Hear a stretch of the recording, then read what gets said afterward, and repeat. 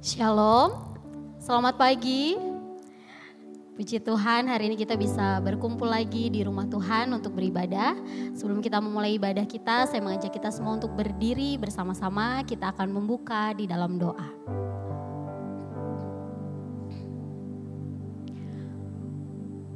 Pertolongan pada kita dalam ibadah minggu yang kudus ini ialah datang dari Tuhan Allah yang menciptakan langit, bumi, dan segala isinya. Ia setia memelihara ciptaannya dan tidak pernah meninggalkan perbuatan tangannya dari selama-lamanya sampai selama-lamanya. Bapa di surga, hati kami limpah dengan syukur oleh karena penyertaan-Mu, kasih setiamu dalam kehidupan kami. Kami bersyukur kalau saat ini kami kembali berkumpul di rumah-Mu Tuhan untuk beribadah bersama-sama dengan saudara-saudara seiman kami. Kami berdoa Tuhan, kiranya lewat pujian, penyembahan, doa yang kami naikkan kepadamu Tuhan, kami bertemu dengan Engkau secara pribadi Tuhan.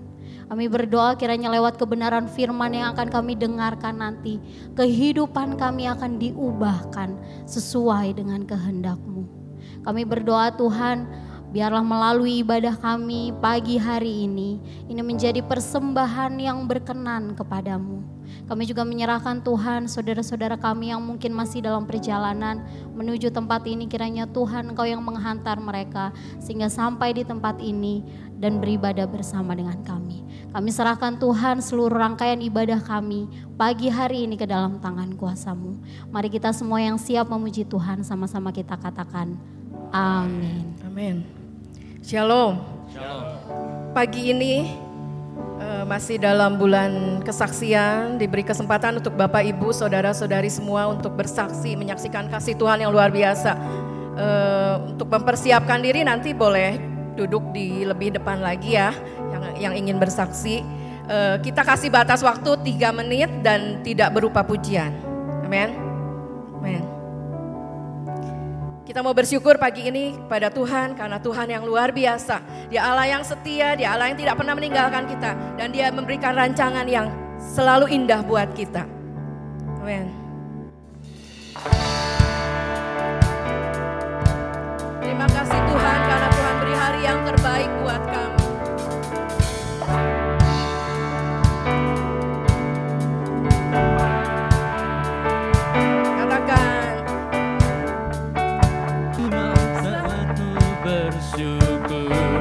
Senantiasa bersyukur segala yang ku alami, biar kehendak-Mu terjadi. Ku mau tetap bersyukur, senantiasa bersyukur. Hatiku kan bersuka, sebab hari ini hari yang terbaik.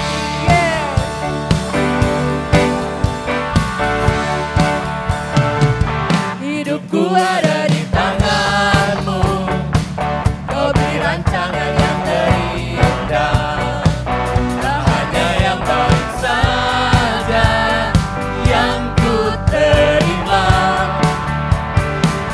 Walau tubuhku diremukkan, walau jiwaku tergoyahkan, pujianku takkan terhentikan.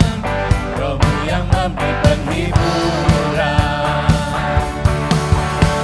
akan ku pikul salibku, sudah kasih setiamu, ku bertahan, Kau kuatku, teguhkan imanku. Ku mau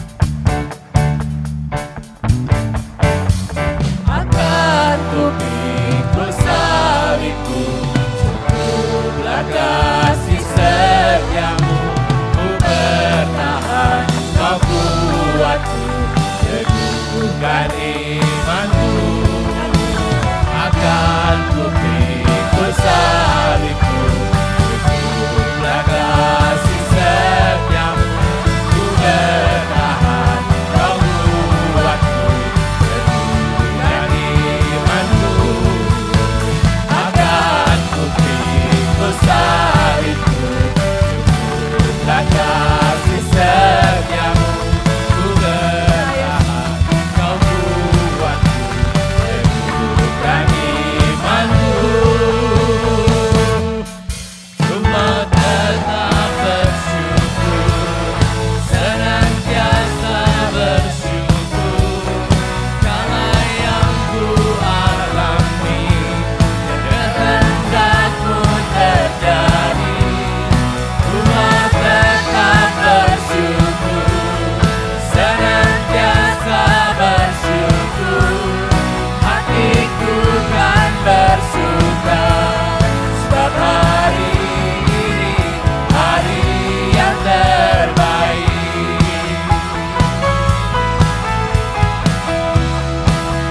Hari yang terbaik, sebab hari ini hari yang terbaik.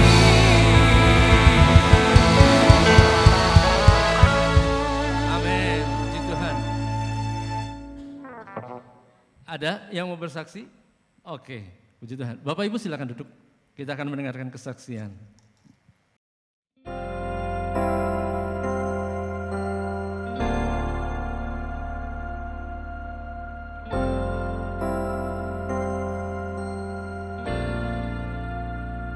Ku kagumi caramu mencintaiku, kau ada di cerita proses hidupku.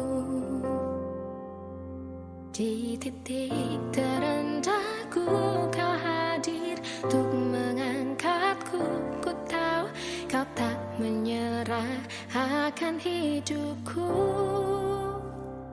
Ku kagumi caramu mencintaiku, kau ada di cerita proses hidupku. Di titik terendahku kau hadir untuk mengangkatku. Ku tahu kau tak menyerah akan hidupku. Tak terbatas kuasamu, tak terduga caramu, kau yang ku andalkan di setiap langkah hidupku.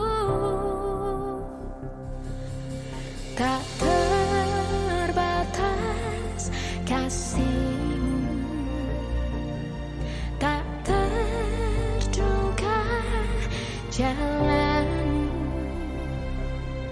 kau yang ku percaya di segala musim hidupku.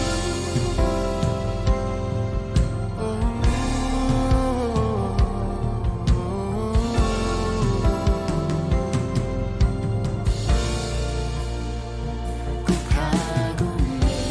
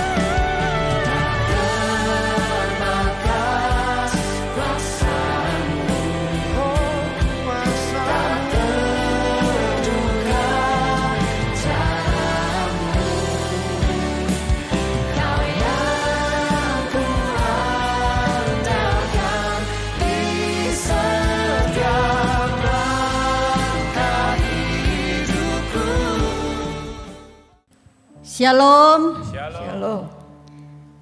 Selamat pagi saudara semua. Saya cucu Jemaat KU2 dari tahun 92. Saat ini saya bawa anak rohani saya yang mengalami perjalanan bersama Tuhan yang luar biasa. Dia akan menyaksikan begitu luar biasanya Tuhan di dalam sepanjang perjalanan kesehatannya. Namanya Liana Christine. Sudah didoakan di doa pagi dari Om Rustandi yang memasukkannya. Saya mengucap syukur. Silakan. Shalom semuanya, selamat hari Minggu. Terima kasih buat kesempatannya untuk bersaksi pagi hari ini, dan saya juga mengucapkan terima kasih kepada Bapak dan Ibu Gembala, kepada Bapak dan Ibu Wakil Gembala yang terus mensupport saya dalam doa, kepada seluruh pengurus Jemaat KU2 dan juga seluruh pengurus doa pagi dan seluruh Jemaat KU2 yang terus mensupport saya dalam doa ya. Hingga pada pagi hari ini saya bisa bersaksi. Saya baru saja 2 minggu pulang opname ya kemarin, jadi bersyukur banget pagi hari ini masih dikasih kesempatan. Saya mau cerita sedikit tentang penyakit yang saya alami. Jadi saya selama ini sebelum operasi itu mengalami kejang-kejang ya. Saya nggak punya riwayat epilepsi sebelumnya. Saya sering merasa pusing di kepala, sering merasa migrain khususnya di sebelah kiri kepala saya. Saya juga sering vertigo dan mata saya tuh sering berair. Nah, bulan Mei di 2024 saya mengalami kejang-kejang yang cukup sering. Jadi selama bulan Mei sampai bulan September kemarin saya dioperasi itu, saya sudah 9 kali diopname karena kejang-kejang itu. Nah, karena itu awalnya saya ke dokter syaraf, lalu dikonsul ke dokter bedah syaraf. Setelah itu dokternya menyuruh saya MRI kepala kontras. Akhirnya hasil MRI keluar, kepala saya itu ada kista arachnoid dan kistanya itu cukup besar di otak ya. Nah, setelah konsul tidak ada jalan lain untuk kista itu, hanya dioperasi gitu ya. Memang sebenarnya operasi itu operasi besar, operasi kraniotomi, yaitu operasi bedah otak. Kita sebagai manusia pasti ada rasa takut ya untuk dioperasi bedah otak, tetapi saya dan keluarga juga Mami Papi rohani saya yang hadir juga di tempat ini sama-sama berdoa. Akhirnya kita ambil keputusan, ya sudah kalau itu yang terbaik ya udah kita dioperasi saja. Nah, waktu itu saya masuk operasi tanggal 20 September 2024 dan pas saat itu juga tanggal 15 Septembernya saya pas berulang tahun saya masuk IGD karena saya sempat mengalami kejang dari tengah malam sampai subuh. Akhirnya tanggal 20 saya dioperasi. Operasi itu diperkirakan jam 6 sore. Saya puasa dari jam 12 siang, tetapi karena tempatnya penuh, akhirnya saya dioperasi jam 11 malam ya waktu itu. Operasi berjalan sekitar 5-6 jam, sampai jam 5 subuh baru selesai operasi itu. Puji Tuhan, operasi bedah otaknya berjalan dengan lancar ya. Saya otaknya di sebelah kiri yang dioperasi. Nah, setelah itu saya masuk ruang ICU. Jadi setelah operasi selesai, saya masuk ruang ICU hari pertama. Biasanya operasi bedah otak ini beresiko berat ya, karena bisa menimbulkan pendarahan atau bisa menimbulkan kelumpuhan atau bisa menimbulkan ada kecacatan anggota tubuh dan sebagainya. Tapi puji Tuhan semuanya baik gitu ya. Tetapi hari pertama itu saya belum terlalu sadar, masih belum sadar sampai akhirnya pas jam besuk Mami Papi rohani saya bersama suami saya sama-sama mendoakan saya, dan kuasa doa itu luar biasa banget gitu ya. Saudara-saudara, saya katanya sadar pada saat itu, sadar sebentar gitu ya. Bersyukur banget. Jadi ada reaksi dalam tubuh saya, padahal saya sudah pakai segala alat di tubuh saya, ventilator semuanya gitu ya. Nah, setelah itu hari kedua di ICU saya mengalami masa kritis saudara-saudara. Jadi masa kritis itu tekanan darah saya rendah, HB saya rendah, juga denyut nadi saya juga cukup rendah, dan itu masa-masa kritis waktu itu. Nah, ketika masa kritis saya tidak sadar sama sekali waktu itu. Tetapi yang dalam pikiran saya tuh hanya Tuhan Yesus, Allah Bapa dan Roh Kudus. Saya nggak mikirin yang lain-lain. Saya di pikiran saya tuh hanya Allah Tritunggal ya yang saya cintai gitu. Nah, saya terus walaupun kerasa nyeri di seluruh tubuh saya gitu, dari kepala sampai ujung kaki semua dipasang alat, sampai nafas saya juga enggak nyaman, tapi saya selalu memikirkan tentang Yesus. Nah di situ saya memperkatakan Mazmur 23 terus ya, Tuhan adalah gembalaku. Nah setelah itu saya tuh serasa ada di tempat yang sangat damai. Tempatnya itu sangat indah, luas sekali, dan tempat itu rasanya tuh lemah lembut, tenang gitu. Perasaan saya tuh waktu itu tidak ada rasa sakit sama sekali. Di situ tuh saya merasakan ada seorang pribadi yang sangat besar dan sangat baik, penuh kasih pokoknya pribadi itu. Lalu dia memeluk saya gitu ya. Saya tuh seperti anak kecil, seperti anak remaja waktu saya mendapat penglihatan itu. Dia peluk saya. Lalu saya tuh merasakan cinta Tuhan yang benar-benar tanpa syarat gitu ya. Nah ketika Tuhan peluk saya tuh bilang gini dalam hati saya, Tuhan aku mau dipeluk Engkau seterusnya, soalnya perjalanan hidup saya cukup berat juga ya. Jujur saudara, sejak September 2023 saya mengalami pergumulan kelemahan tubuh sampai kemarin September 2024 saya harus dioperasi bedah otak ya. Tetapi Tuhan sangat baik, Dia terus beri kekuatan buat saya sampai saat ini. Nah ketika itu Tuhan bilang gini sama saya, tugasmu belum selesai nak, kamu masih banyak tugas di bumi ini untuk menjadi saksiku gitu ya, untuk menceritakan seluruh kebaikan-kebaikanku dan bahwa Yesus itu ada, Yesus itu hidup gitu ya. Nah pada akhirnya saya sadar kembali. Setelah sadar di hari ketiga saya masih merasakan rasa tidak enak, bahkan saya sempat diganti sonde saya 3 kali gitu ya. Nah setelah itu hari keempat puji Tuhan keadaan saya sudah lebih baik gitu ya. Akhirnya jam 12 malam kalau nggak salah saya dipindahkan ke ruang rawat inap waktu itu. Nah saya bersyukur banget dirawat inap 2 hari. Setelah itu saya boleh pulang dan melanjutkan ke rawat jalan ya. Saya bersyukur banget semua prosesnya berjalan dengan baik sebab Tuhan Yesus tuh luar biasa ya. Allah kita tuh Allah yang luar biasa. Dia selalu beri kita kekuatan apapun keadaan kita sekalipun dalam kelemahan kita. Nah setelah itu prosesnya sampai saat ini juga enggak mudah. Sempat saya mengalami masih ada kejang, tapi puji Tuhan banget. Kejang itu sudah jarang ya saudara-saudara. Dan saya percaya saya tidak akan kejang lagi, saya akan sembuh dari sakitnya. Nah setelah operasi selesai hasil PA-nya keluar saudara-saudara. Jadi hasil PA-nya itu adalah ada tumor ganas astrositoma grade 4. Jadi grade 4 tuh termasuknya kanker ya, kanker otak. Saya kaget waktu itu. Waduh, kok ada kanker otak gitu ya di kepala saya. Padahal hasil MRI pertamanya tidak ada gitu ya. Nah, setelah itu dokter cerita bahwa ketika saya operasi, saya tiba-tiba tuh kejang katanya. Nah, ketika kejang, dokter langsung mengambil tindakan untuk mengambil jaringan kelistrikan di kepala saya. Tetapi jaringan kelistrikan yang sebelah kiri di daerah mata dan telinga dia tidak ambil karena resikonya cukup parah ya. Karena resikonya tuh bakal menimbulkan kebutaan dan tuli gitu ya. Nah kata dokter seperti itu gitu.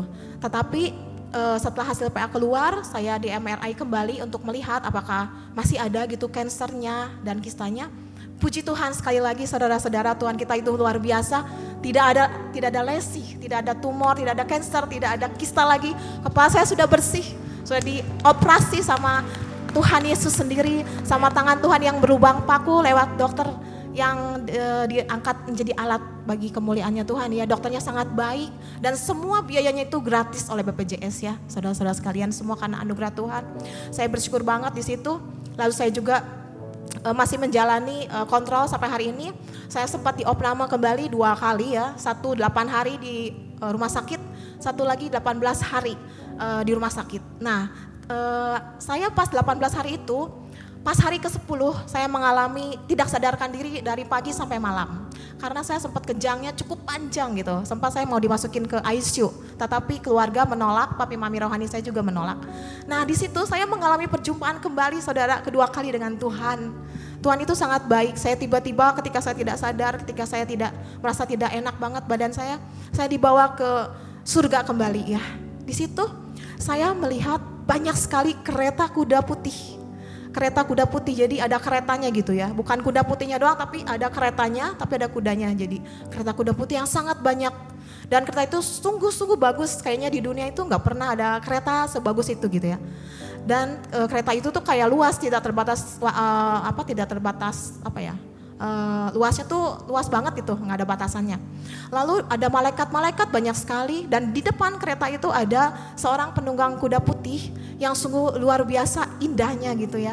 Wajahnya saya tidak melihat dengan jelas tetapi bercahaya banget saya merasakan damai, saya merasakan ada tegas gitu ya, bijaksana, benar-benar luar biasa seperti seorang raja, tapi lebih daripada raja gitu di kuda putih tersebut yang paling depan. Dan Tuhan bilang dalam hati saya tuh diingatkan seperti ini, kedatanganku yang kedua kali itu sudah sangat dekat, kata Tuhan Yesus ya. Kita semua sebagai anak-anaknya harus bersiap siaga di dalam Tuhan, berdandanlah yang rapih dan cantik, kata Tuhan Yesus seperti itu. Bukan berdandan secara jasmani saudara-saudara, tetapi kita harus berdandan secara rohani kita ya, mempersiapkan kedatangan Tuhan yang kedua kali untuk menjemput kita yang kedua kali ya. Biarlah di hari-hari ini, di akhir zaman ini ya, kita semua belajar untuk terus menyenangkan Tuhan, terus melayani Dia lebih lagi, terus melekat sama Tuhan lebih lagi. Lewat setiap doa kita, lewat setiap membaca firman atau pujian penyembahan, biarlah nama Tuhan terus diagungkan, ditinggikan lewat keberadaan kita sebagai anak-anaknya ya. Tuhan mengingatkan itu saja sih sama saya. Akhirnya saya tiba-tiba sadar kembali dan puji Tuhan, setelah 18 hari saya diopname, saya diperbolehkan pulang dan saat ini puji Tuhan banget, sudah 2 minggu ini saya kejangnya sudah jarang sekali saudara-saudara. Puji Tuhan banget, Tuhan Yesus tuh baik banget dan saya percaya ketika nanti saya kontrol, saya sudah sembuh sempurna oleh bulu-bulu darah Yesus. Karena saya percaya oleh bulu-bulu darah Yesus saya sudah sembuh. Mungkin seperti itu saja kesaksian saya, terima kasih, semoga menjadi berkat. Puji Tuhan. Saudara, nanti kalau YouTube-nya dirilis nanti sore, ada juga video rekaman yang yang tadi disaksikan itu lebih lengkap data-datanya ya. Itu akan di-share juga di YouTube-nya. Masih ada Bapak Ibu yang mungkin tergerak sekali untuk menyaksikan kasih Tuhan yang sudah Tuhan nyatakan sepanjang tahun 2024? Oke, kalau masih ada Bapak Ibu Saudara yang mau disaksikan, bisa, masih ada kesempatan minggu yang akan datang, atau Bapak Ibu mau rekam kesaksiannya kalau misalnya nggak mau ke depan, dan nanti sampaikan ke gereja, gereja akan siapkan itu untuk ditayangkan.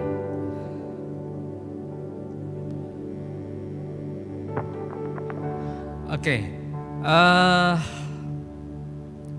bulan ini masih melekat juga dengan tahun yang lalu ya, dengan 2024. Banyak hal pasti Bapak Ibu Saudara merasakan bagaimana penyertaan Tuhan dalam sepanjang tahun 2024. Oleh karena itu, kalau hari ini kita masih diberi kesempatan untuk datang kepada Tuhan dengan waktu yang khusus, waktu yang terbaik, mari puji Dia dengan sebaik-baiknya, dengan segenap hati kita. Pada saat kita bersorak mengangkat tangan hanya untuk Tuhan, amin. Kita akan bangkit berdiri kembali, berikan tepuk tangan yang paling meriah bagi Dia, Allah yang perkasa, Dia yang berkuasa selama-lamanya, amin. Tepuk tangan sama-sama yuk.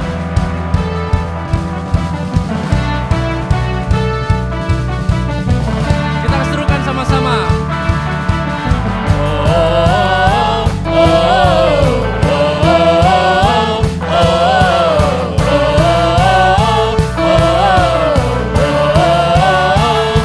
Yesus kekuatan.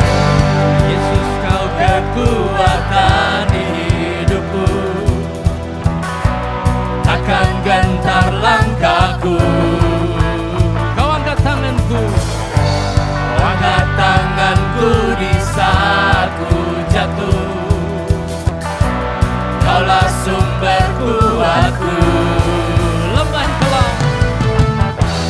Lembah yang kelam kan ku lewati. Sebab Engkau sertaku.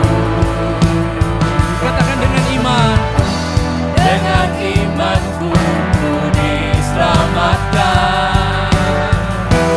oleh kuasa Yesusku.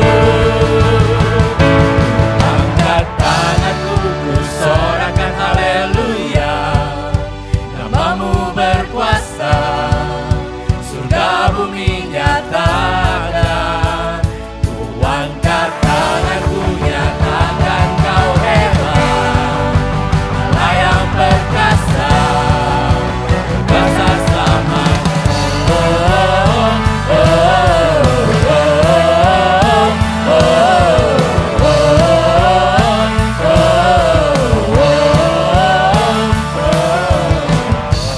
Yesus kau kekuatan di hidupku.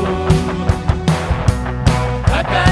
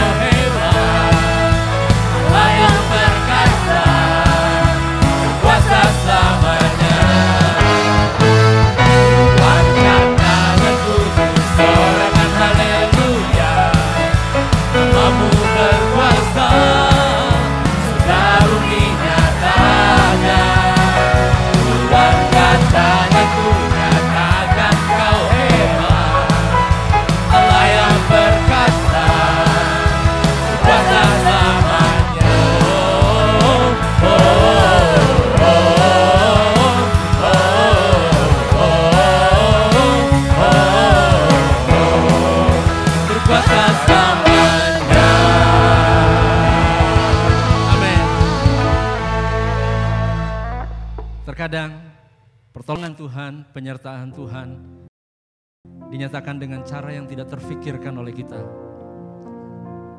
Apa yang kita alami, apa yang kita rasakan,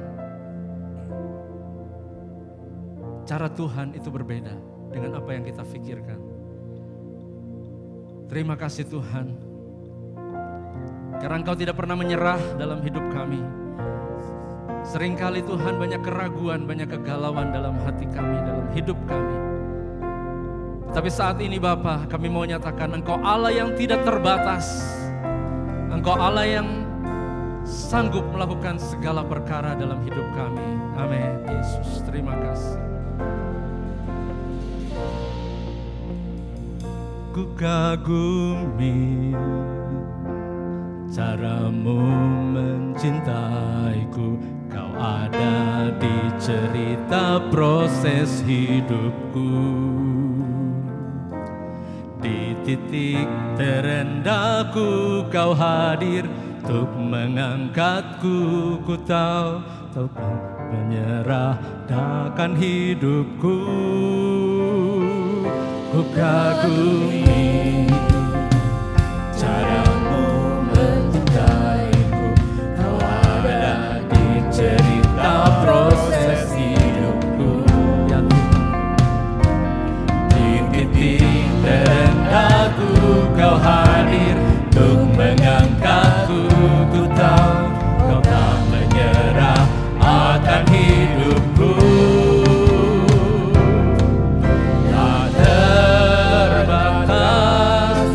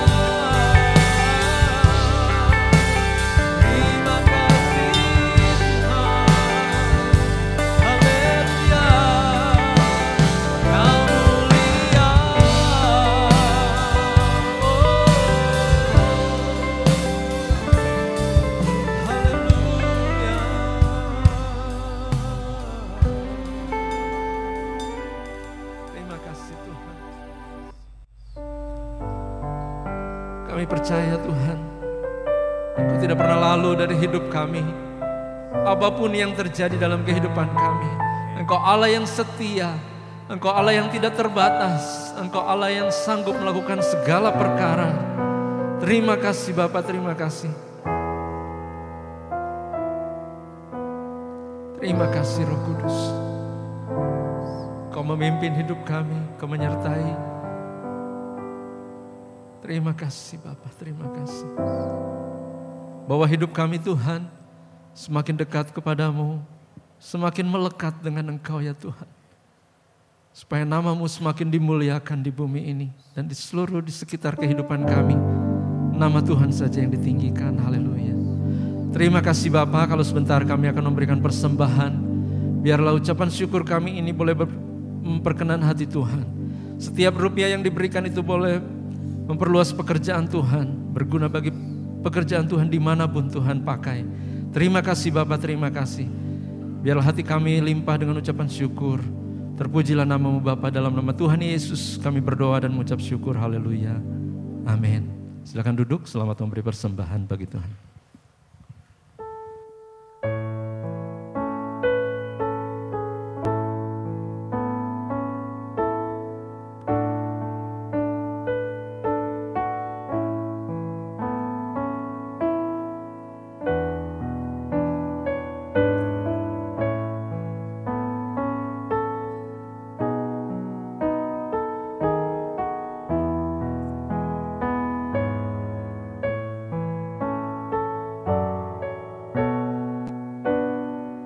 Shalom, sekali lagi shalom.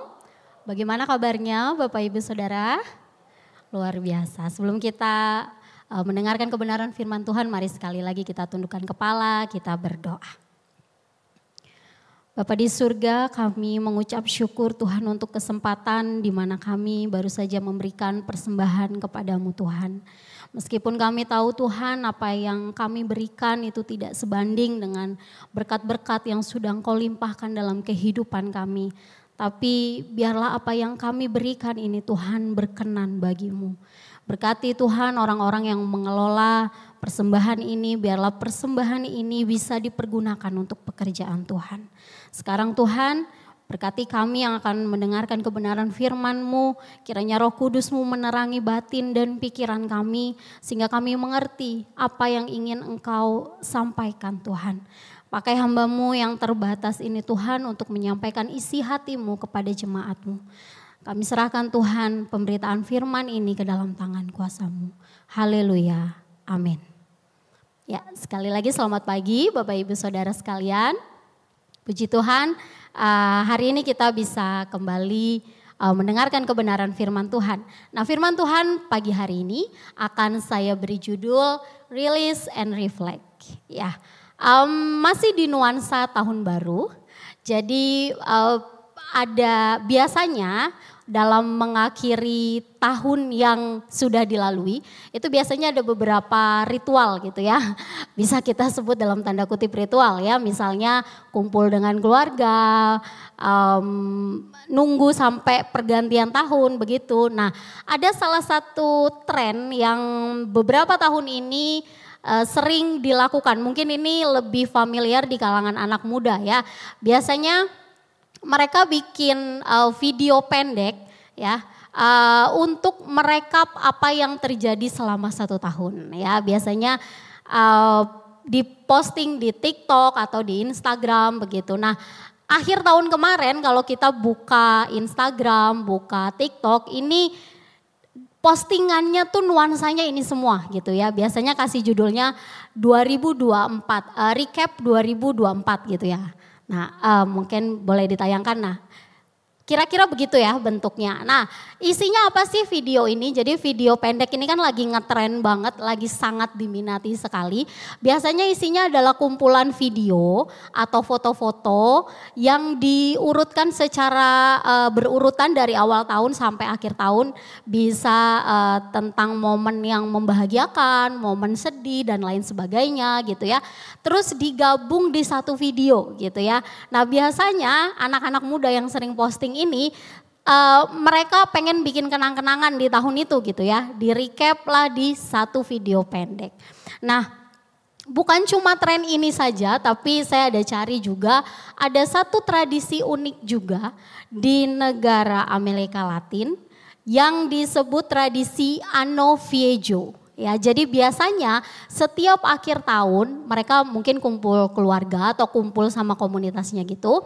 Biasanya di dalam tradisi ini mereka bikin boneka. Ya, bonekanya menyerupai manusia gitu, terbuat dari kain, dari jerami, dari bahan-bahan yang gampang dibakar intinya.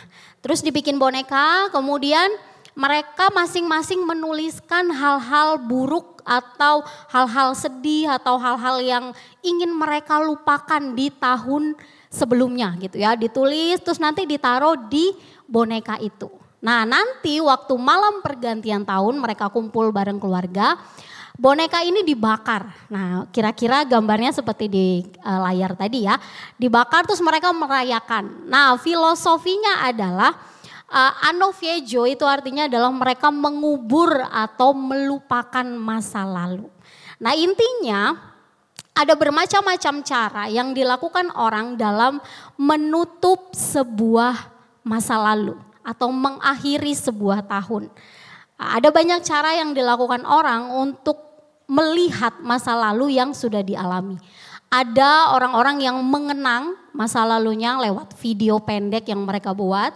Ada juga yang mencoba untuk melupakan melalui tradisi-tradisi seperti tadi salah satu contohnya. Nah, Bapak Ibu Saudara yang terkasih, kalau kita bicara tentang masa lalu, maka masa lalu itu adalah bagian dari kehidupan kita yang tidak bisa kita hapus. Tapi cara kita melihat masa lalu itu akan sangat menentukan bagaimana kita menjalani masa kini dan juga masa depan. Nah, kita akan membaca satu ayat yang akan menjadi dasar dari perenungan firman Tuhan pagi hari ini. Di dalam Filipi pasal 3 ayat 13 sampai 14. Kita akan membaca bergantian ayat ini. Filipi 3 ayat 13 sampai 14, saya akan baca ayat 13, nanti Bapak Ibu Saudara akan membaca ayat yang ke-14. Demikian firman Tuhan, saudara-saudara, aku sendiri tidak menganggap bahwa aku telah menangkapnya. Tetapi inilah yang kulakukan, aku melupakan apa yang telah di belakangku dan mengarahkan diri kepada apa yang di hadapanku. 14.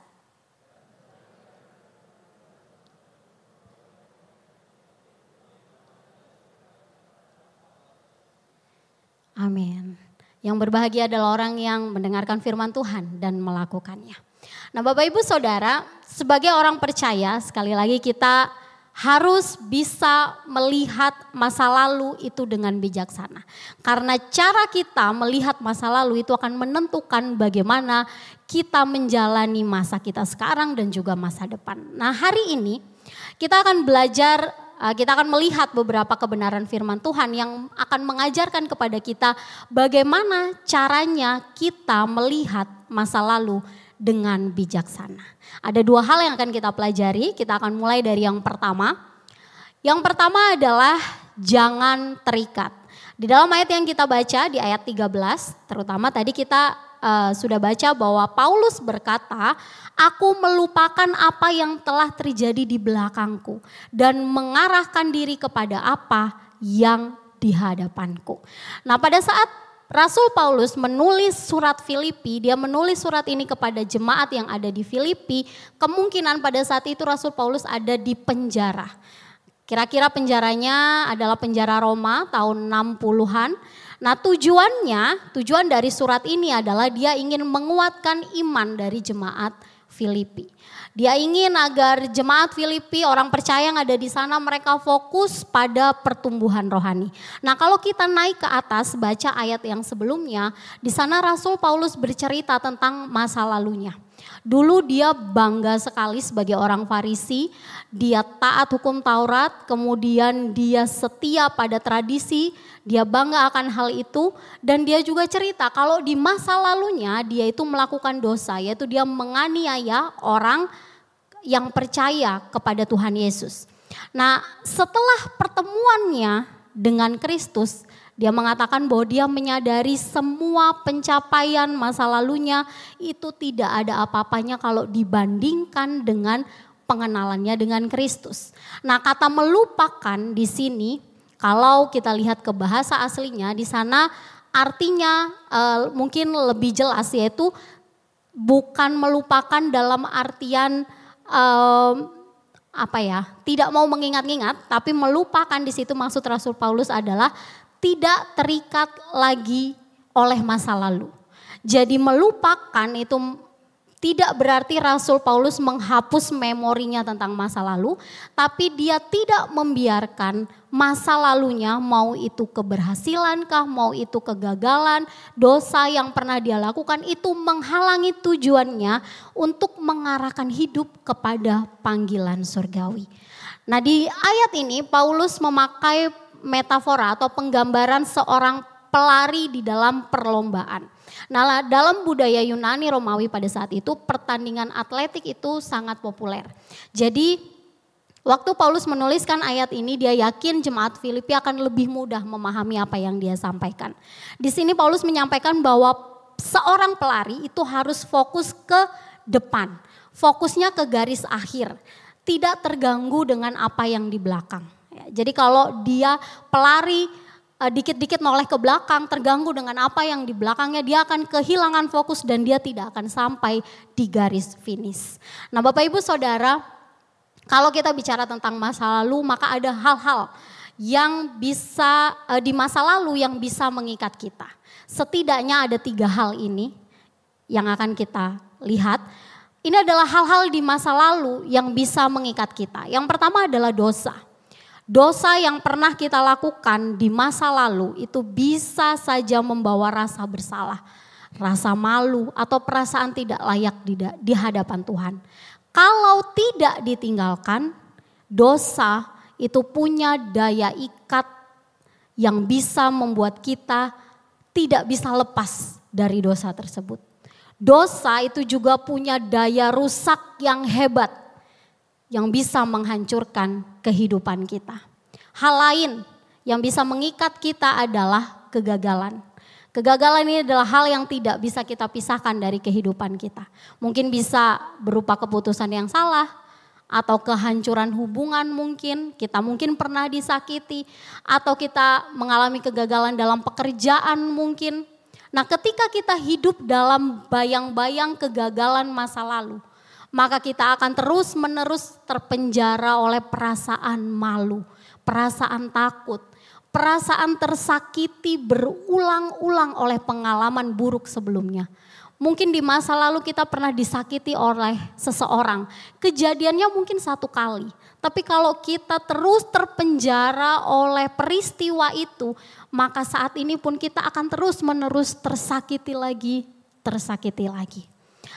Nah, bukan hanya dosa dan kegagalan Bapak Ibu Saudara. Tapi ternyata keberhasilan di masa lalu pun itu bisa menjadi jebakan. Terjebak dalam keberhasilan masa lalu akan membuat kita cenderung berpikir bahwa pencapaian kita itu sudah cukup banyak. Sehingga sekarang mungkin kita tidak perlu lagi berkembang. Nah, ketika kita terus melihat pada keberhasilan masa lalu pun itu juga bisa jadi bahaya. Karena apa? Kita mungkin akan cenderung membanding-bandingkan. Contohnya misalnya ketika bangsa Israel keluar dari Mesir. Mereka merasa di masa lalu mereka hidup enak, hidup nyaman di Mesir. Walaupun mereka pada saat itu menjadi budak begitu ya. Pada saat mereka dibawa oleh Musa keluar dari Mesir, mereka terus membanding-bandingkan, aduh dulu lebih enak, dulu tinggal di Mesir lebih enak, makanan lebih terjamin, kita sekarang di padang gurun. Mereka selalu mengeluh dan mengeluh. Nah, ketika kita terus melihat ke dalam keberhasilan masa lalu kita, maka itu yang akan terjadi. Kita cenderung untuk membandingkan, oh dulu saya begini, dulu saya pernah berhasil dan lain sebagainya. Nah, Bapak Ibu, Saudara yang terkasih, terikat pada masa lalu, kalau bisa saya gambarkan itu mungkin seperti sebuah kapal. Ada kapal yang dirancang untuk menjelajahi lautan yang luas. Dia punya perlengkapan yang terbaik, lengkap, badan kapalnya kokoh, dan dia juga punya rute yang penuh dengan tujuan yang menarik. Tapi di tengah perjalanan, kapal ini memilih untuk berlabuh di sebuah pelabuhan kecil. Kenapa? Karena ternyata dalam perjalanannya kapal itu menghadapi badai besar. Dan kemudian lambung kapalnya itu ada kebocoran sedikit. Awalnya di pelabuhan itu mereka memperbaiki kapal ya. Nahkodanya memperbaiki kapal tersebut. Tapi setelah diperbaiki dia masih ragu. Dia cek lagi. Karena dia takut, dia trauma dengan badai besar yang sebelumnya dia alami. Sehingga nahkoda ini memutuskan ya sudah kapalnya diem dulu di sini. Besok saya cek lagi. Ternyata gak cukup besok. Dia terus periksa sampai hari-hari berlalu, bulan-bulan berlalu, bahkan bertahun-tahun. Kapal itu tetap ada di pelabuhan kecil tersebut. Sementara itu pada saat hari-hari berlalu, kapal-kapal lain yang mengalami kerusakan yang serupa, mereka melanjutkan perjalanan mereka. Mereka mengeksplorasi lautan sampai ke tujuan-tujuan yang menarik, menyenangkan. Pada akhirnya kapal besar yang kokoh itu menjadi rusak karena tidak digunakan. Ada banyak lumut, kerang laut mungkin mulai menempel, kayunya mulai lapuk, dan akhirnya kapal itu dinyatakan tidak layak untuk berlayar. Nah, kapal yang seharusnya menjelajahi dunia pada akhirnya menjadi bangkai kapal yang tidak berdaya. Kapal ini menggambarkan orang yang membiarkan dosa, kegagalan, trauma masa lalu atau bahkan keberhasilan di masa lalu itu mengikat mereka. Bukannya bergerak maju, menjelajahi hidup sesuai dengan potensi yang Tuhan berikan, tapi mereka memilih untuk berlabuh, terperangkap oleh rasa takut, penyesalan, atau tidak mampu.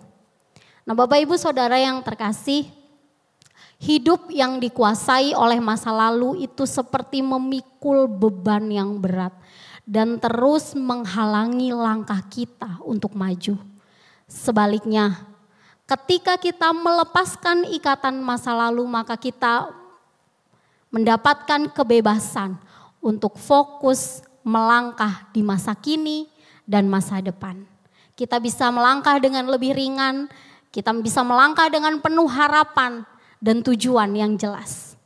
Bapak Ibu Saudara, satu hal yang perlu kita sadari bahwa setiap masa dalam kehidupan kita, baik itu kegagalan, baik itu keberhasilan, itu memiliki keindahannya masing-masing.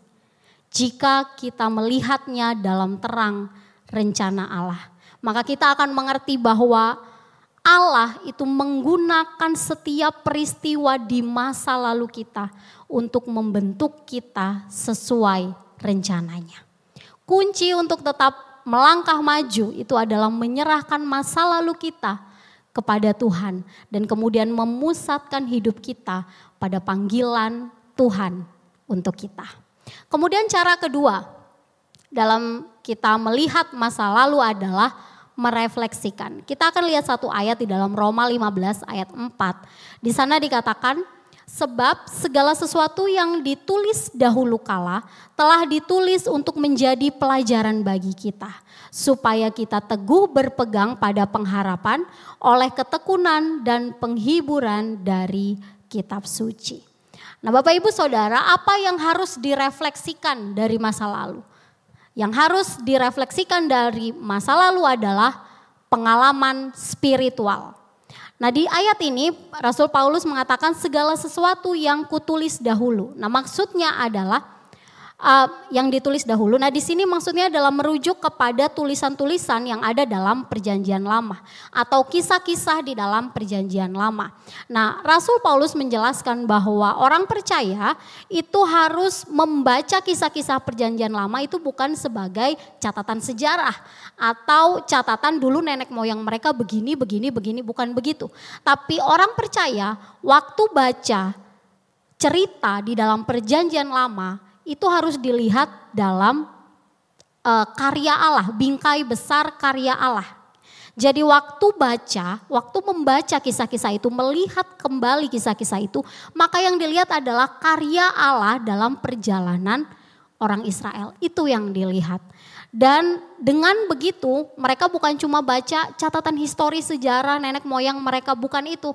Tapi catatan itu memberikan prinsip-prinsip iman, pelajaran moral, memperkuat iman dan lain-lain.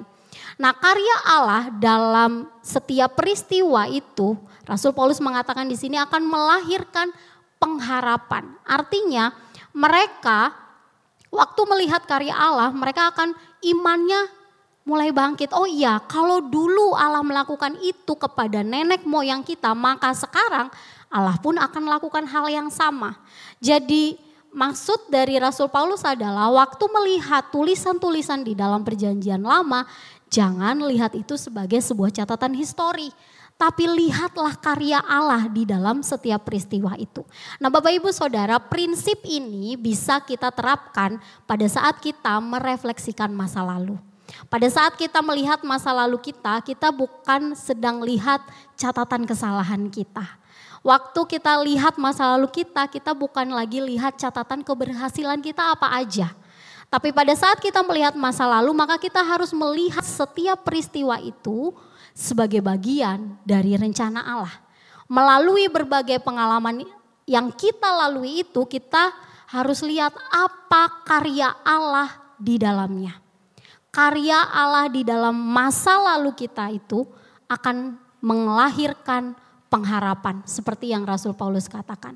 Jika dulu dalam kegagalan kita pun, dalam kesalahan kita pun Allah memelihara hidup kita. Maka ketika kita mengingat karya karya Allah itu, sekarang kita dibangkitkan pengharapannya. Oh, sekarang pun saya percaya kalau Tuhan itu juga yang akan memelihara saya. Ke depan di hari-hari yang saya bahkan tidak tahu apa yang akan terjadi, saya akan tetap percaya bahwa karya Tuhan itu tetap sama. Nah, kemudian apa yang harus kita refleksikan lagi dari masa lalu? Di dalam Pengkhotbah 3 ayat 15 di sana dikatakan apa yang sekarang ada dulu sudah ada, dan apa yang akan ada sudah lama ada, dan Allah mencari yang sudah berlalu. Nah, Bapak Ibu Saudara, penulis Pengkhotbah di sini menjelaskan kalau manusia itu memang hidup cuma satu kali, karena kita tidak percaya dengan reinkarnasi ya. Tapi pola-pola peristiwa dalam kehidupan manusia itu sering berulang. Apa yang dulu, yang sekarang ada itu dulu sudah ada. Dikatakan demikian. Nah, ketika kita merefleksikan masa lalu atau kehidupan kita, maka kita sedang merenungkan atau mempelajari pola-pola yang pernah terjadi di peristiwa kehidupan kita. Dengan memahami pola berulang yang pernah terjadi, maka itu dapat menghindarkan kita dari jebakan yang sama. Dan ke depannya kita bisa hidup dengan lebih bijaksana. Misalnya, tahun lalu mungkin kita beberapa kali jatuh di dalam satu dosa tertentu. Ya. Kita mengulangi dosa yang sama beberapa kali, maka kalau saat ini kita merefleksikan peristiwa itu, kita merenungkan lagi. Kalau kita pikir pasti ada pola-pola tertentu yang berulang. Mungkin ada situasi-situasi yang rentan di mana hal itu menyebabkan kita jatuh di dosa yang sama. Nah, ketika kita merefleksikan masa lalu, maka kita sedang melihat pola-pola tersebut. Ketika kita memahami pola-pola itu, maka ke depannya kita akan menghindari jebakan-jebakan yang membuat kita jatuh dalam dosa yang sama. Nah, Bapak Ibu Saudara, mungkin kita sering mendengar Istilah waktu, biarlah waktu yang mendewasakan. Ya, mungkin tidak asing buat kita.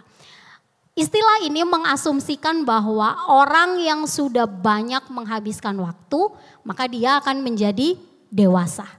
Nah, padahal faktanya di sekitar kita ada banyak orang yang umurnya sudah banyak, tapi dia tidak dewasa dalam menjalani hidup.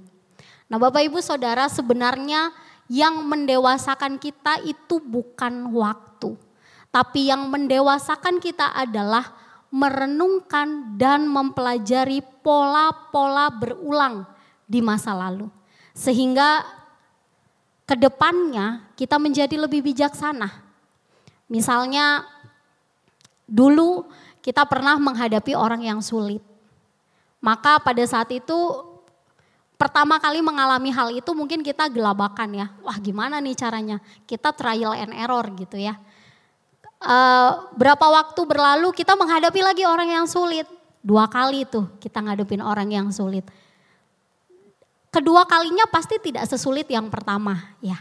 Dan sekarang kalau kita menghadapi orang yang sulit lagi dan kita merenungkan apa yang sudah kita alami 2 kali menghadapi orang yang sulit, pasti kita sudah punya trik-trik tertentu. Itu namanya kita merefleksikan peristiwa itu dan kita mempelajari polanya.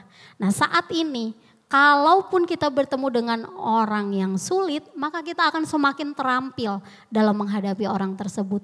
Lama-lama kita akan menjadi dewasa. Jadi yang mendewasakan kita itu bukan waktu. Yang mendewasakan kita adalah kita mempelajari pola-pola berulang di masa lalu dan kita dapat pelajaran hidupnya. Ke depan kalau kita mengalami hal yang sama maka kita terapkan itu. Nah, Bapak Ibu Saudara, kalau kita bicara tentang merefleksikan masa lalu itu mungkin ibaratnya seperti kita melihat kaca spion waktu kita berkendara. Kaca spion itu kan membantu kita melihat apa yang ada di belakang. Tapi seorang yang berkendara itu tidak bisa terus-terusan lihat ke kaca spion. Karena bahaya gitu ya. Kalau terus-terusan lihat ke kaca spion maka yang terjadi adalah kehilangan arah, bisa kecelakaan dan lain sebagainya. Nah, tapi kita juga tidak bisa sepenuhnya mengabaikan kaca spion. Sesekali kita harus lihat ke belakang, kita harus lihat ke spion. Supaya apa? Supaya kita bisa menghindari bahaya. Kita sesekali lihat spion supaya kita mempelajari jalan yang tadi sudah kita ambil.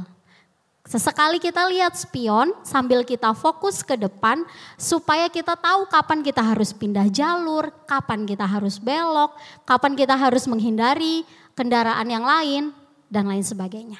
Nah, Bapak Ibu Saudara yang terkasih, Tuhan itu tidak pernah jauh dari kehidupan kita.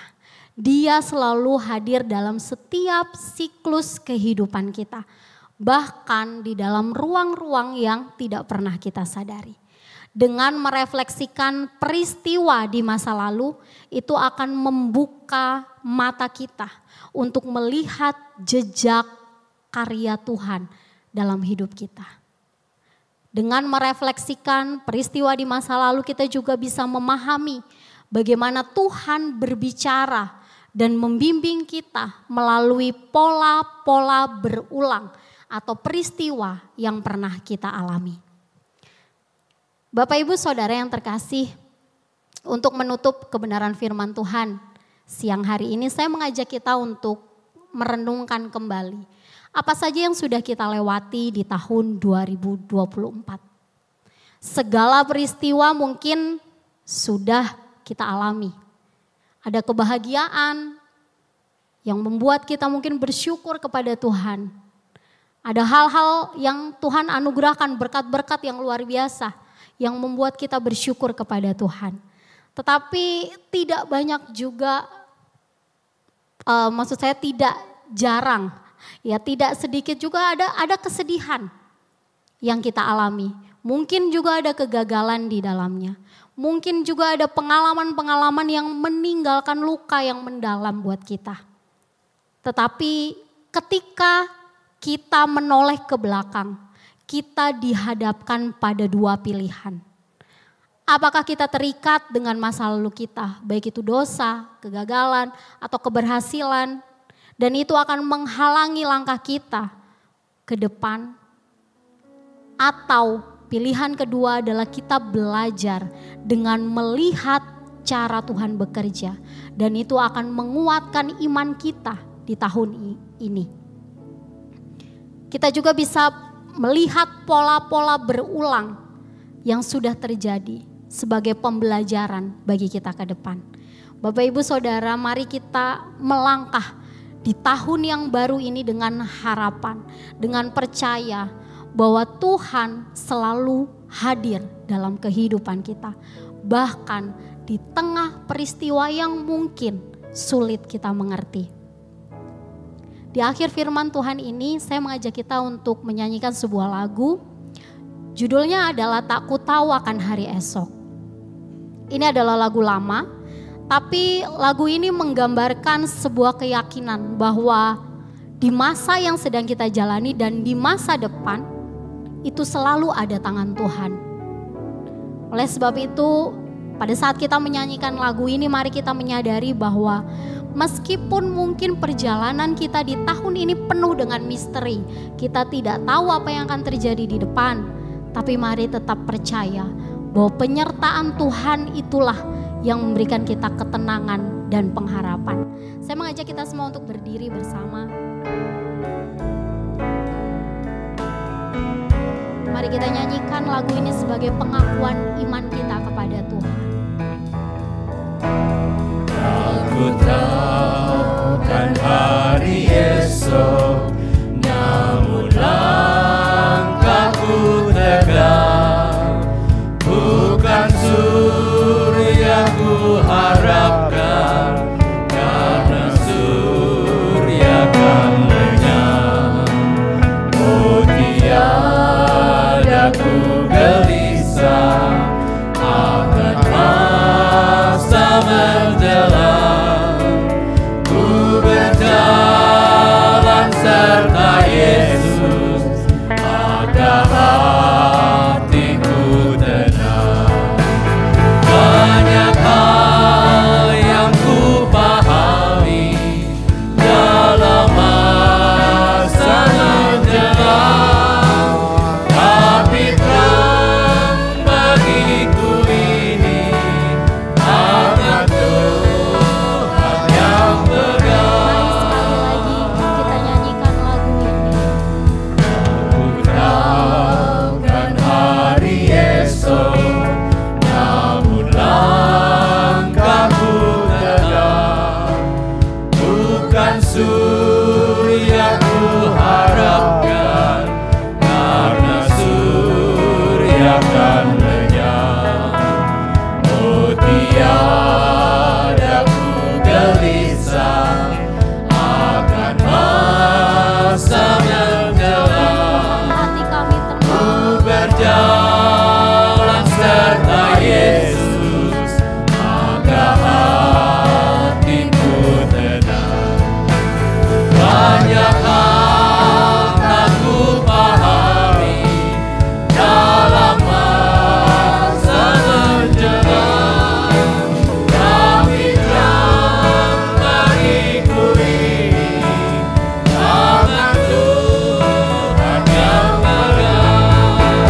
Banyak hal tak ku pahami dalam masa menjelang, tapi terang bagiku ini tangan Tuhan yang pegang. Tapi terang bagiku ini tangan Tuhan yang pegang. Tapi terang bagiku ini tangan Tuhan yang pegang.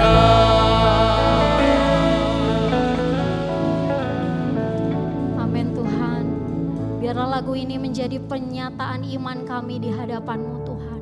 Kami percaya bahwa di masa depan ada tangan Tuhan yang memegang kehidupan kami. Kami bersyukur Tuhan untuk kebenaran firman-Mu siang hari ini. Kami menyadari bahwa dalam setiap peristiwa kehidupan kami, Engkau selalu hadir. Kami percaya Tuhan bahwa jika di masa lalu Engkau hadir, di tahun sebelumnya Engkau selalu menyertai kami, maka di tahun ini Tuhan pun akan menjagai kehidupan kami.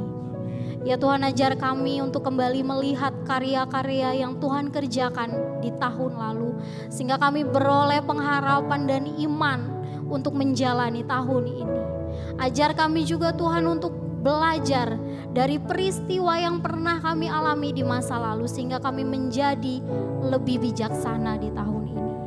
Berikan kami kekuatan Tuhan untuk melangkah bersama Engkau di sepanjang tahun ini. Kami serahkan seluruh kehidupan kami Tuhan ke dalam tangan kuasa-Mu. Dalam nama-Mu kami berdoa dan bersyukur. Amin. Silakan duduk.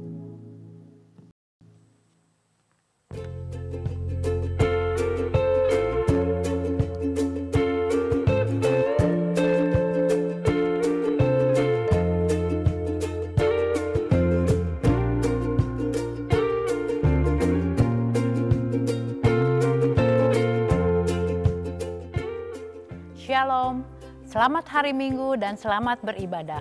Bagi saudara yang baru pertama kali hadir, kami ucapkan selamat datang dan bergabung dalam keluarga besar Gereja Rehoboth. Kita bersyukur karena sudah memasuki tahun yang baru. Selama bulan Januari, saudara diperbolehkan untuk memberikan kesaksian secara langsung atau melalui video. Diharapkan durasi tidak lebih dari 3 menit dan bukan kesaksian pujian, agar ibadah bisa tetap berlangsung tepat waktu.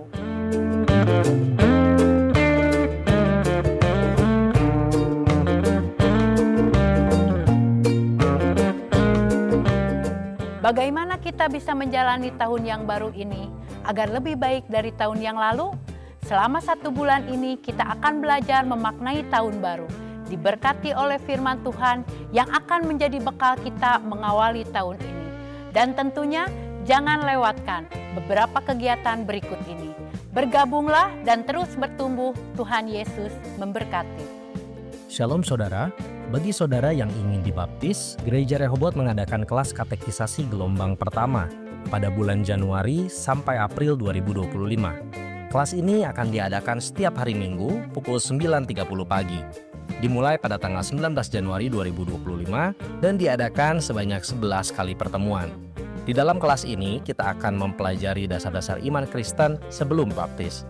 Silahkan daftarkan diri Anda ke kantor gereja atau hubungi nomor di bawah ini. Tuhan Yesus memberkati.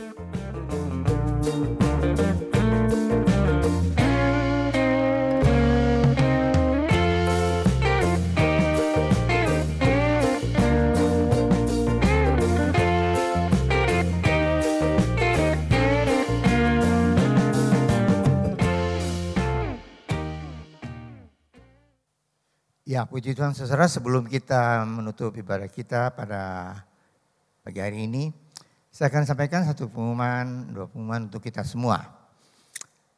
Yaitu pertama, kalau saudara perhatikan, tiap bulan pertama tahun yang baru, seperti sekarang, bulan Januari, tahun yang baru, tahun 2025. Selalu kita mengadakan doa puasa korporat selama seminggu. Biasanya kan sebelum sakramen perjamuan kudus, kita doa puasa korporat 3 hari. Kamis, Jumat, Sabtu. Ya. Tapi sudah berapa tahun ini, tiap bulan Januari, kita doa puasa secara korporat selama seminggu. Mungkin beberapa saudara yang punya resolusi tahun 2025 kemarin tahun 2024, tahun depan saya mau menurunkan berat badan. Puji Tuhan. Nanti waktu salaman terus sudah, Om, kok cuma seminggu Om? Kenapa enggak 2 minggu? Supaya berat badan saya lebih turun gitu ya. Puji Tuhan, tambah langsing gitu. Saudara, doa puasa itu bukan tujuannya untuk menurunkan berat badan saudara. Untuk tambah langsing, tidak saudara. Doa puasa itu tujuannya untuk kita berdoa, ya, kita berdoa dan hidup makin mendekatkan diri kepada Tuhan dengan doa, dengan puasa, dengan baca firman Tuhan dan sebagainya. Jadi doa puasa korporat itu akan dimulai besok, selesai 1 minggu, ya, sampai Sabtu, mulai besok. Baik, yang kedua, saya atas nama seluruh hamba Tuhan dan majelis gereja dan seluruh jemaat mengucapkan selamat hari ulang tahun tepat pada hari ini pada Bapak Pendeta Timotius Suherman. Ya, kita berdoa supaya Tuhan memberkati baik keluarga, pekerjaan, terutama pelayanannya. Mari saudara, kita akan tutup ibadah kita dengan doa. Saya undang untuk kita berdiri bersama-sama. Kita akan masuk dalam doa. Mari kita berdoa. Bapa kami di surga, terima kasih Tuhan untuk berkat Tuhan bagi kami semua. Terima kasih Engkau sudah memimpin seluruh ibadah ini dari awal hingga selesai dengan pertolongan Tuhan. Kami sudah memuji Tuhan, kami sudah menyembah Tuhan. Kami sudah mendengar firman Tuhan yang begitu jelas apa yang harus kami lakukan pada hari-hari yang pertama, minggu-minggu yang pertama dalam tahun yang baru ini. Terima kasih Tuhan. Mari kami bukan hanya mengerti, tapi kami melakukan firman Tuhan di dalam kehidupan kami sehari-hari. Terima kasih Bapa. Kami Tuhan berdoa untuk doa puasa korporat selama 1 minggu mulai besok, supaya kehidupan rohani kami boleh makin dekat dengan Tuhan melalui doa kami, doa puasa kami, membaca firman Tuhan dan mengucap syukur pada Tuhan. Terima kasih Bapa. Kami juga berdoa untuk semua persiapan kami juga untuk menerima sakramen perjamuan kudus pada minggu yang akan datang. Kami boleh dikuatkan, kami boleh mengalami senantiasa pertolongan penyertaan Tuhan dalam kehidupan kami semua. Kami juga berdoa untuk saudara yang sudah memberikan persembahan dan membalikan perpuluhan yang Tuhan punya. Dan juga untuk persembahan syukur yang sudah saya sampaikan kepada Tuhan. Kami berdoa supaya Tuhan memberkati dengan berkat berlimpah karena Tuhan sudah memberikan yang terbaik bagi kami semua. Itu keselamatan dan hidup yang kekal di dalam Tuhan. Pada hari ini juga kami berdoa untuk Bapak Pendeta Timotius yang Kota tambahkan 1 tahun lagi dalam hidupnya. Makasih Tuhan, berkati keluarganya, berkati pekerjaannya, dan terutama pelayanannya boleh makin bertambah-tambah dalam Tuhan dengan urapan dari Tuhan jadi berkat bagi sesama. Hamba berdoa untuk seluruh jemaat yang hadir pada pagi hari ini. Kau tahu keperluan kami masing-masing dan kami percaya Engkau adalah jawaban dari doa kami semua. Kami akan masuk minggu yang baru berjalan bersama dengan Tuhan. Kami percaya Engkau tidak pernah meninggalkan kami semua. Baik kami secara pribadi, keluarga kami, usaha kami, pekerjaan kami, dan pendidikan anak-anak kami semua. Terima kasih Bapa. Percaya Tuhan sudah mendengar doa kami dan ucapan syukur kami ini yang kami sudah naikkan dalam nama Tuhan Yesus Kristus yang menjadi juru selamat kami yang hidup. Saudara yang dikasihi oleh Tuhan, angkatlah tangan saudara untuk menerima berkat Allah. Arahkan hati saudara kepada Tuhan dan hadirat-Nya. Maka berkat Allah memenuhi hidup saudara. Amin. Berkat Allah memenuhi keluarga saudara. Amin. Berkat Allah memenuhi kesehatan saudara. Amin. Berkat Allah memenuhi pekerjaan saudara. Amin. Dan jadilah berkat dimanapun saudara berada. Amin. Saudara terimalah berkat dari Allah Bapa, kasih karunia dan sejahtera dari Tuhan Yesus Kristus dan persekutuan Allah Roh Kudus menyertai saudara sekalian mulai hari ini sehingga Maranatha, Tuhan Yesus datang kembali. Amin.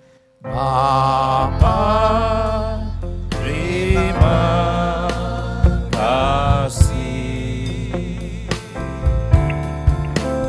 Bapa, terima kasih.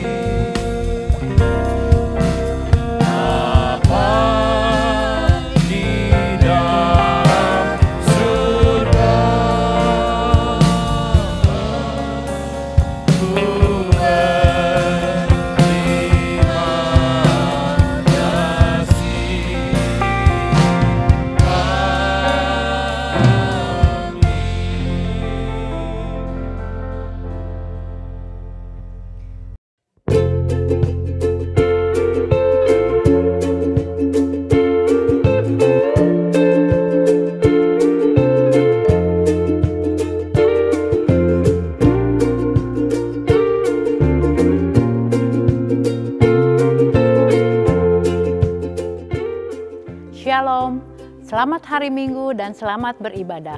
Bagi saudara yang baru pertama kali hadir, kami ucapkan selamat datang dan bergabung dalam keluarga besar Gereja Rehoboth. Kita bersyukur karena sudah memasuki tahun yang baru. Selama bulan Januari, saudara diperbolehkan untuk memberikan kesaksian secara langsung atau melalui video.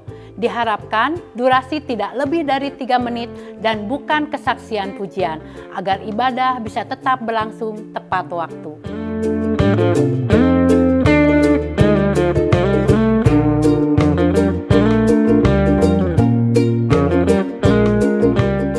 Bagaimana kita bisa menjalani tahun yang baru ini agar lebih baik dari tahun yang lalu? Selama 1 bulan ini kita akan belajar memaknai tahun baru, diberkati oleh firman Tuhan yang akan menjadi bekal kita mengawali tahun ini. Dan tentunya jangan lewatkan beberapa kegiatan berikut ini. Bergabunglah dan terus bertumbuh, Tuhan Yesus memberkati. Shalom saudara, bagi saudara yang ingin dibaptis, Gereja Rehoboth mengadakan kelas katekisasi gelombang pertama pada bulan Januari sampai April 2025. Kelas ini akan diadakan setiap hari Minggu pukul 9.30 pagi. Dimulai pada tanggal 19 Januari 2025 dan diadakan sebanyak 11 kali pertemuan. Di dalam kelas ini kita akan mempelajari dasar-dasar iman Kristen sebelum dibaptis. Silahkan daftarkan diri Anda ke kantor gereja atau hubungi nomor di bawah ini. Tuhan Yesus memberkati.